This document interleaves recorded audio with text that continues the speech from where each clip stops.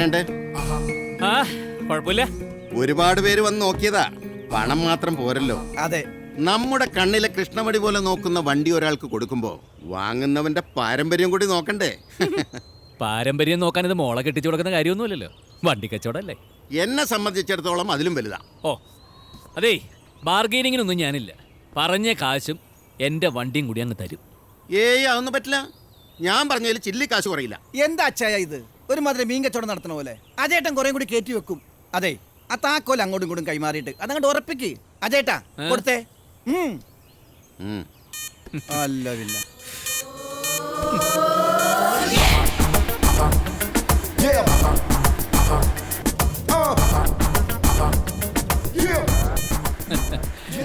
ഇപ്പോഴാണ് വണ്ടിയുള്ളതിനൊരു അന്തസ് വന്നു. അതെ, ഒരു സ്ഥലത്ത് കൊണ്ട് നിർത്തിയിട്ട 4 ആള് പറയണം താ കിടക്കണു അജേന്ദ്രൻ നായരുടെ ബെൻസ്.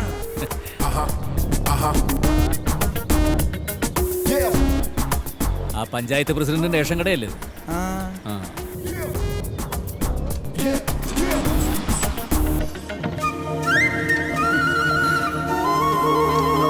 പ്രസിഡന്റ് ലിഫ്റ്റ് വേണ? വേണ്ട. വേണ്ടാന്ന്.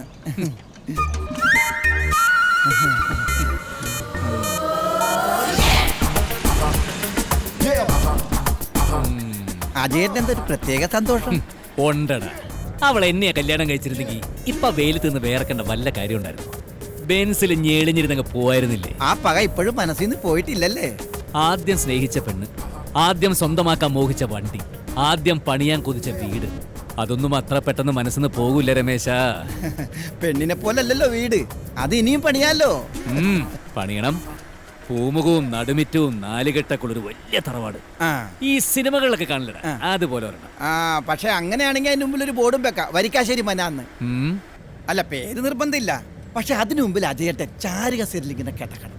അരികത്ത് മുറുക്കാൻ ചെല്ലും കോളാമ്പിയൊക്കെ ആയിട്ട്. ഒരു പണിയില്ലാത്ത 3-4 പേര് വെറുതെ അജയേട്ടന് ചുറ്റി ചമ്രം പടിഞ്ഞിങ്ങനെ ഇരിക്കണം. അജയേട്ടൻ നടുക്കിലിരുന്ന് ഏതോ ഒരു ഗുരുവിന്റെ കബറിൽ പച്ചമണ്ണ് വാരിയിട്ട് പാടിയ പാട്ടും പാടണം. അവിടെയാടാ കുഴപ്പം. അങ്ങനെ ഒരു വീടിന്റെ പ്ലാനുമായിട്ട് ചെന്നപ്പോ അച്ഛനൊരു പൊട്ടിക്ക് സമ്മതിക്കുന്നില്ല. ആദ്യം ഗൾഫിൽ പോയപ്പോ എല്ലാ ഗൾഫുകാരും ചെയ്യുന്ന പോലെ ചാടി കയറി ഒരു വീടങ്ങ് പണിതു. അത് തീരെ ചെറുതായി പോയതുകൊണ്ടാ ഇപ്പൊ താമസിക്കുന്ന വീട് ജോർജ് ചേട്ടനിൽ നിന്ന് വാങ്ങിയത്. അത് എന്റെ സങ്കല്പത്തിൽ പെട്ടതായുമില്ല. അതിനെന്താ, സങ്കല്പത്തിലുള്ള വീട് വേറൊരു സ്ഥലത്ത് പണിതൂടെ? പഞ്ചായത്ത് ഓഫീസിന്റെ മുമ്പിൽ 80 സെന്റ് സ്ഥലം കിടപ്പുണ്ട്. അവിടെ ആകുമ്പോൾ ബസ് സ്റ്റോപ്പിൽ വരുന്നവർ മുഴുവനും വീട് കാണും. കൂട്ടത്തിൽ പഞ്ചായത്ത് പ്രസിഡന്റും. എന്തേ?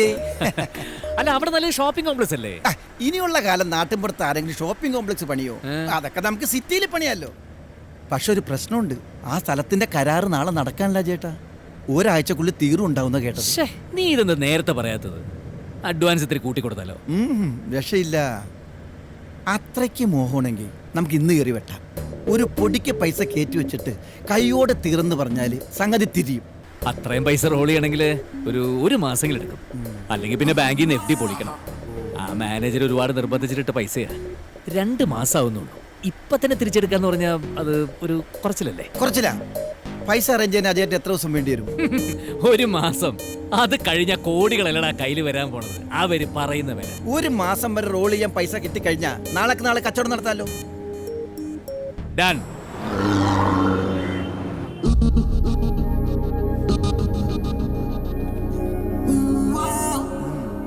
അജയേന്ദ്രൻ നായരെ പോലുള്ള ഒരാൾക്ക് പണം കടം തരുന്നതിൽ ഞങ്ങൾക്ക് സന്തോഷമേ ഉള്ളൂ. ഈ രമേശിന്റെ കെയർ ഓഫിൽ തന്നെ നിങ്ങളുടെ നാട്ടിലുള്ള ഒരുപാട് കച്ചവടക്കാർക്ക് ഞങ്ങൾ പണം കൊടുത്തിട്ടുണ്ട്. അവരൊക്കെ കൃത്യമായിട്ട് തിരിച്ചു തരാറുണ്ട്. പിന്നെ കമ്മീഷൻ കിട്ടുന്നതുകൊണ്ട് മുടക്കം വരാൻ രമേശ് സമ്മതിക്കാറില്ല. അയ്യോ, ഇതിന് കമ്മീഷൻ ഒന്നുമില്ല. ഇത് നമ്മുടെ സ്വന്തം ആളല്ലേ? അതെ. അപ്പോ എത്ര നാളത്തേക്കാ പണം വേണ്ടത്? ഒരു മാസം. അപ്പോഴേക്കും ഫണ്ട് വരും. ആയിക്കോട്ടെ. എങ്കിലൊരു ധൈര്യത്തിന് ഒരു 3 മാസത്തെ അവധി വെക്കാം. ഈ മണി ഫ്ലോയുടെ കാര്യമാണല്ലോ. എന്തെങ്കിലും ഒരു ചെറിയ തടസ്സം വന്നാ പിന്നെ വിഷമിക്കാൻ നിൽക്കണ്ടല്ലോ. സാധാരണ വീക്കിലി കളക്ഷൻ ബേസിലാണ് ഞങ്ങൾ പണം കൊടുക്കാറ്. പിന്നെ ഇതൊരു സ്പെഷ്യൽ കേസ് ആയതുകൊണ്ട് മാത്രം ആ ഉപകാരം തിരിച്ചിങ്ങോട്ടും വേണം. നായരുടെ കയ്യിൽ പൈസ വരുമ്പോ കുറച്ച് കൂടുതലുണ്ടെങ്കിൽ ബാങ്കിൽ കൊണ്ടുപോയിടാൻ നിൽക്കണ്ടെന്നർത്ഥം. ഞങ്ങളെ ഏൽപ്പിച്ച ഇരട്ടിയായി തിരിച്ചു തരും. അതെ, ആലോചിക്കാം. അപ്പൊ ബിസിനസ് നിങ്ങൾ തമ്മിൽ നേരിട്ടായ തന്നെ ഞങ്ങൾ മറക്കൂ രമേശ. അപ്പോ കാര്യങ്ങൾ നടക്കട്ടെ. നാളെ രജിസ്ട്രേഷന് മുമ്പായി പണം അവിടെ എത്തിയിരിക്കും.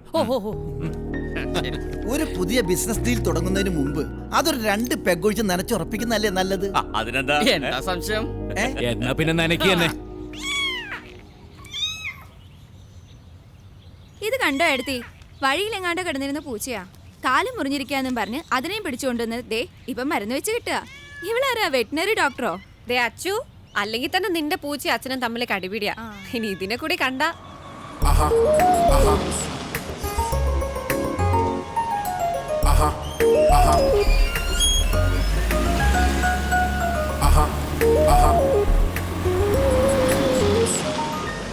ഇതേതാ കാറ്? ഇനി ഇതാണ് നമ്മുടെ കാറ്. അപ്പൊ മറ്റേതോ? വിറ്റു. അയ്യോ, അത് വിറ്റോ? എടി കാർ എങ്ങനെയുണ്ടെന്ന് പറ. കലക്കി. കണ്ടാ, അവൾക്ക് വിവരമുണ്ട്. എടി നിലയും വിലയും മാറുന്നതനുസരിച്ച് ജീവിത സാഹചര്യങ്ങളും മാറണം. പണ്ട് കാലത്ത് നാട്ടിൽ 1-2 കുടുംബങ്ങളെ സാമ്പത്തികമായിട്ട് മെച്ചപ്പെട്ടവരുണ്ടായിരുന്നുള്ളൂ. ഇന്നതല്ല, എല്ലാവന്റെ കയ്യിലും പൂത്ത കാശ. അതിന്റെ ഇടയിൽ ഇത്തിരി പരിഗണന കിട്ടണമെങ്കിൽ നമ്മുടെ ലൈഫ് സ്റ്റൈൽ മാറണം. അതിലും ഭേദം എന്റെ കയ്യിൽ ഇത്ര നീക്കിയിരിപ്പുണ്ട്. ഈ നാട്ടിലെ ഏറ്റവും വലിയ പണക്കാരൻ ഞാനാണ് എന്നൊരു നോട്ടീസ് അടിച്ചിറക്കിയാ പോരെ. ആ പത്രക്കാരന്റെ കയ്യിൽ കൊടുത്താൽ രാവിലെ തന്നെ എല്ലാ വീട്ടിലും എത്തും. നീ അല്ലെങ്കിൽ കൊനഷ്ടേ പറയൂ. ഇറങ്ങടി പുറത്തേക്ക്.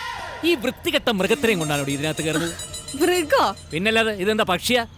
ലക്ഷക്കണക്കിന് രൂപ വിലയുള്ള വണ്ടിക്കകത്ത് അവൾക്ക് കേറ്റാൻ കണ്ടൊരു സാധനം. ഈ പൂച്ച ഇപ്പൊ ഇതിനകത്ത് കയറിയെന്ന് വെച്ചാൽ എന്താ കുഴപ്പം? എനിക്കിഷ്ടമല്ല.